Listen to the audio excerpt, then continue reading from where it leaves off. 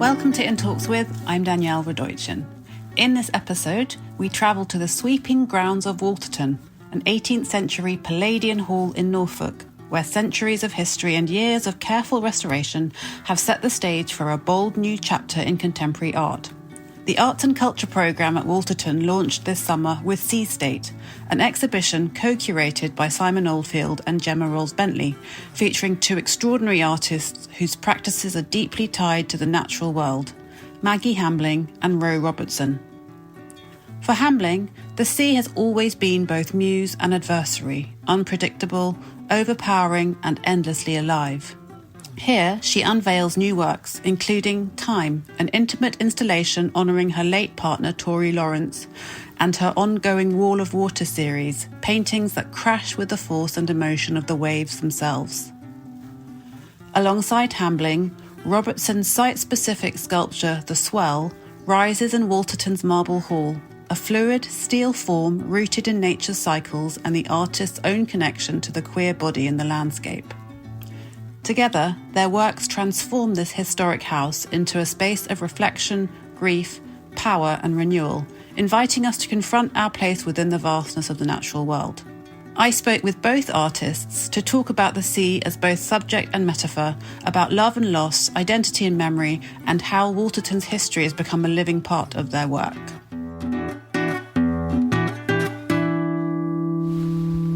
Hi Maggie. Hello. Hi Ro. Hi.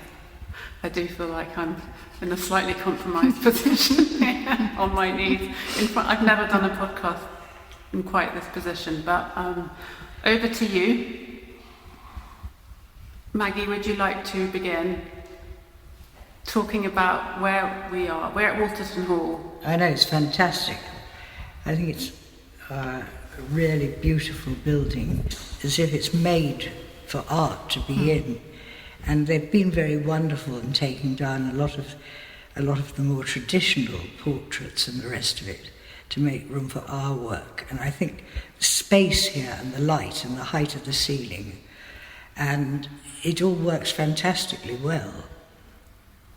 Yeah, I think the architecture is really working for that sort of, I think the crescendo and the energy that's in all of the work, that upward motion. So people are having to sort of look up to view the paintings and the works on paper, and we've got a couple of different scales going on, so the sculpture's floor-based. So yeah, I just really like the journey that people can take around the room to experience these works about the sea, and I think it connects people with their own experiences or journeys with the sea and the coast.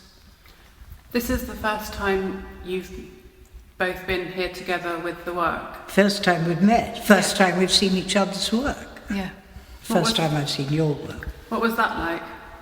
It's delightful, delightful. And I mean the way they relate, the way the sculptures relate to the paintings relate to the sculpture. Oh, it's all quite extraordinary, I think. Yeah, it's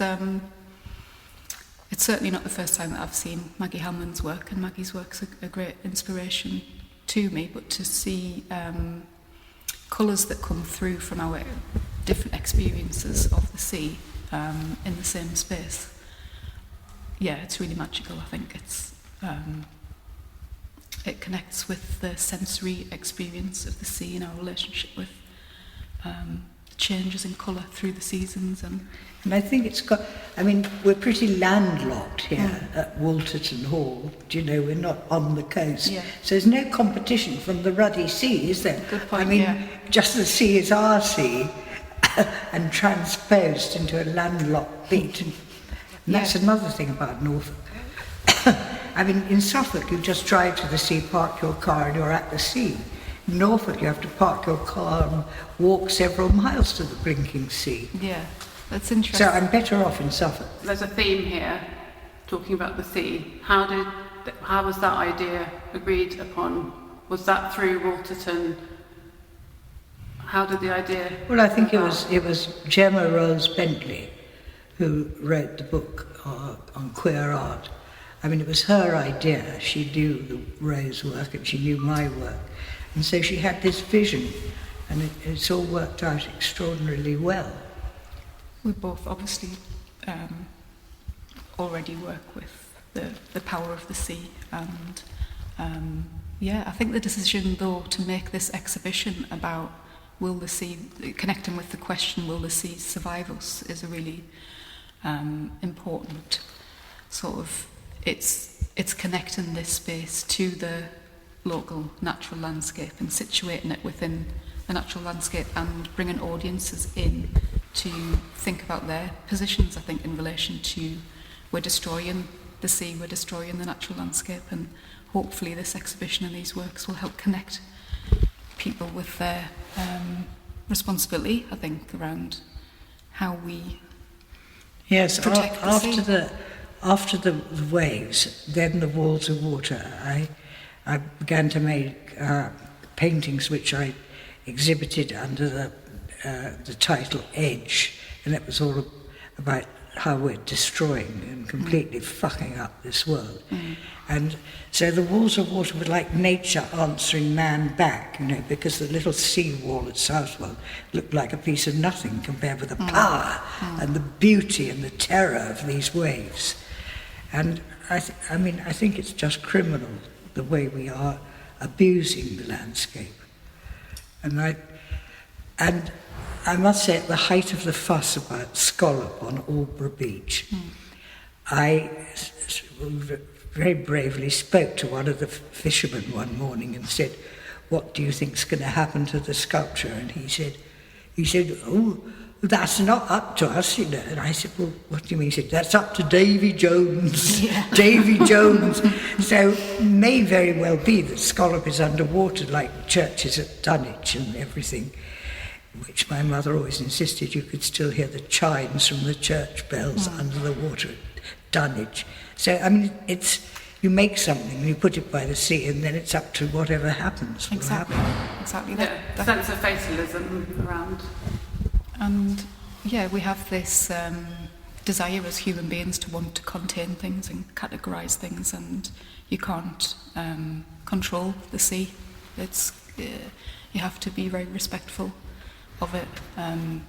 I see swim, and I think that brings in such a respect for the sea that there's times where the sea's too strong and it's you're not strong enough to be within the water. It's kind of, you have to understand it, and but it's interesting the idea of being in competition with the sea. I was in a studio in St Ives at Porthmeor Studios facing the sea for about 6 months, and it just was very difficult to make anything in the face of just looking at the power of the sea coming towards you. But that's the thing really that changed my work. I think I allowed it to flow through me, which is what I really admire about the way that you work as a channel. That these forces are bigger. You see, the subject, my art teacher at school said the subject has to be in charge of the artist rather than the artist in charge of the subject. And that is so true. I was very lucky to have that said to me at the age of 14. So that every mark you make is dictated by the subject, and you try and be a channel for the truth of the subject to come. Say I was doing your portrait, come sort of through you and through the floor and up through my body and out through my arm to the brush, to the paint. This sort of channel trying to get at the truth all the time. If you allow yourself to do that, it's such a powerful experience. Do you know when you've got to that moment? Can you feel it? Yeah. Time changes for me. Everything goes very slow and nothing else exists. But it's a traditional question of interviewers to artists. How do you know when a work is finished? And Andy Warhol gave the best answer. He said, when it's sold. That's when you let it go. Is that how you feel, Maggie? Well, it's not really to do with money. The point is when a work goes off, it has a life of its own. There's nothing you can do about it. And you're already into the thrills and spills of the next painting anyway. So it's just a continuous thing. So this one on my right here is here permanently, and the sculpture's here permanently. What's going to happen to the others behind? We don't know. You asked the important question earlier, didn't you? What's going to happen to these? We only know that the sculpture and this work by Maggi is being acquired for the permanent collection here. What about the sea? And you said in the speech you gave earlier to the press assembled here earlier, you said the sea is very sexy. And everyone went, oh, because it felt sort of transgressive saying that in this very traditional and conservative. I'm sure people have had sex in this stately home. I hope so. Plenty of room for it. But there's a theme here, isn't there, of the sea. You talked about it being connected with orgasm, with queerness. Could you talk about that? I think it's about that connection between understanding ourselves as being related to these energies or these cycles, these natural cycles. We seem to want to disconnect ourselves from nature and not see ourselves as being part of it. For me, the idea of connecting it with this orgasmic energy or this sort of crescendo, the power of the sea, is this all-encompassing feeling, which maybe that the closest we have to that pure sort of abandoning is that experience of orgasm. And I just want, I mean, it's not particularly over in the work itself, but I gave it the title The Swell, but it's about the swell of the ocean, but the connection with the body as well. And also, when I spent many years going first thing in the morning to draw the waves at Sizewell, it does remind you how very, very small, how very, very tiny we are compared with the vastness of everything. Just tiny little bits of fluff. Yeah, and it can take, if you, the sea can just take you off. You're very insignificant in relation to its power.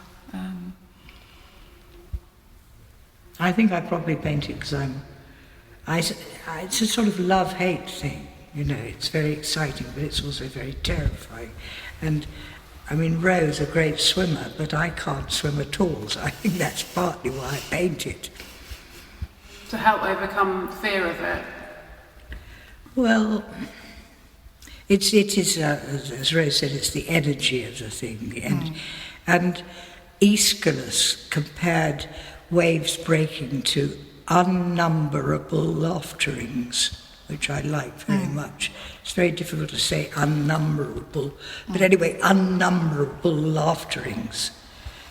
We're saying unnumberable orgasms, it's much the same thing. Yeah, that similar experience of abandon.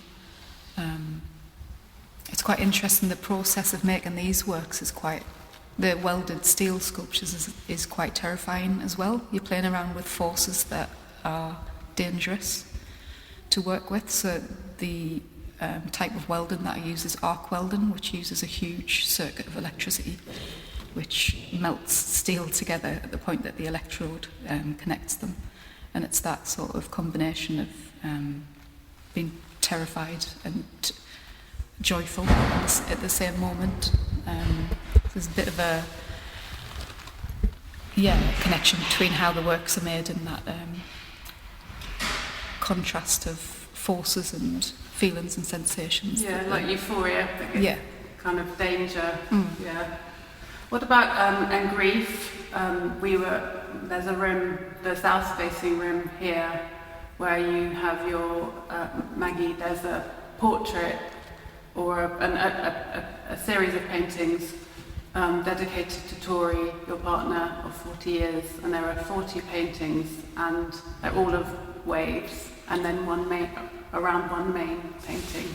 Well, yes, she died on October the 19th, and I began that painting the next day. And it's quite funny, I mean, when I was working on the painting, you know, I was so taken over by the painting, it just took about 4 days or something. And I didn't sort of feel sad or anything, but then of course it hit me after the painting. And then I just naturally began to paint these waves. I mean, and it's called Time. And there's absolutely nothing we can do about it, nothing we can do about death, nothing we can do about time.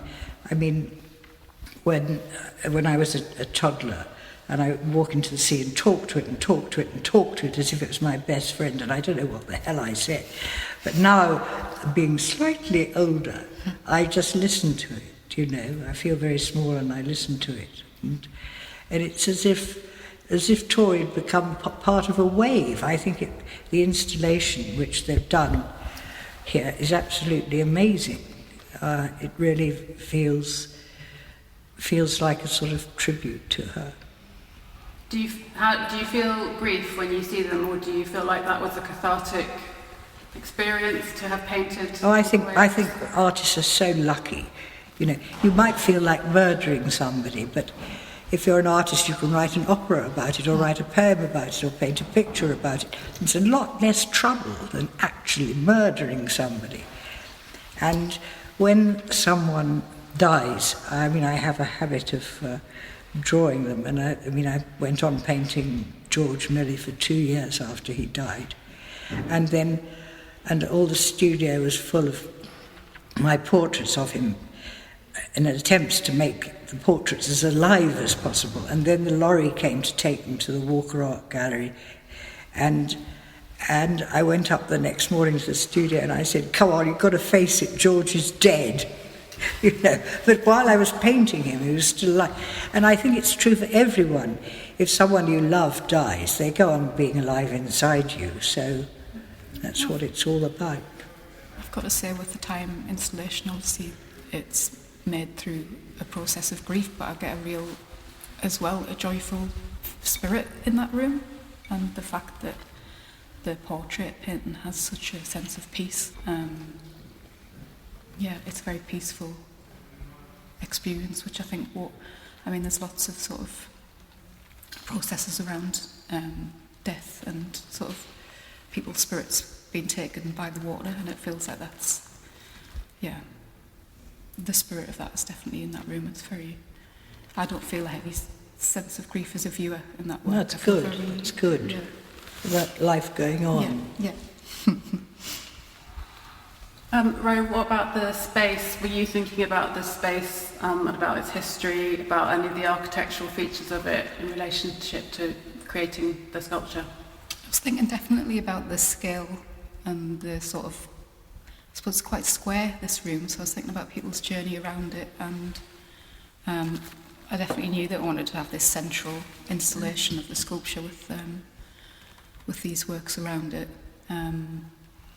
I was thinking quite a lot about obviously I'm over in West Cornwall and St Ives, and we're right across on the east coast here. I was actually thinking about the distance in between the two places, and there's a ley line that runs between West Cornwall and Norwich, runs all the way across. I was thinking about this big sweep of energy that goes right across the country from coast to coast.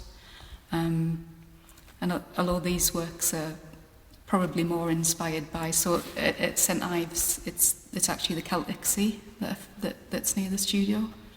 But because of Maggie's connection with the North Sea, and because this exhibition was here, I was kind of thinking more about the North Sea as well, which was my first sea. That was my first experience with, I was just talking before about my first experience with water when Maggie was talking about talking to the sea. Was my first memory really is about navigating the water, or working out for myself, because I'm from a working class family, and Sunderland was a very heavy industrial sort of place, a shipbuilding town, and I feel like we were quite actually disconnected from the sea as a community, because we lived I lived in a miner's cottage quite close to the river when I grew up, but the sea was very much related to work, and it wasn't this place of freedom for me when I was growing up. But as soon as I realised that if I followed the river, I'd be able to get to the sea and do that by myself, it was about that personal connection with the water, and I think it empowered me at that moment. Yeah, it's like a way out. Yeah, it's literally a way out. Yeah.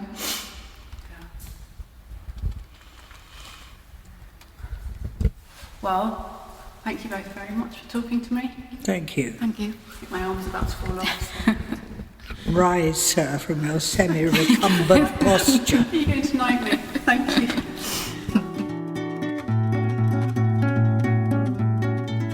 You've been listening to In Talks with me, Danielle Robertson. The sound and theme music is by Woogie Productions and the artwork is by Patrick Waugh. If you enjoyed this episode, please pass it on to someone who you think might also like it. Please subscribe and leave a review. Thanks for listening.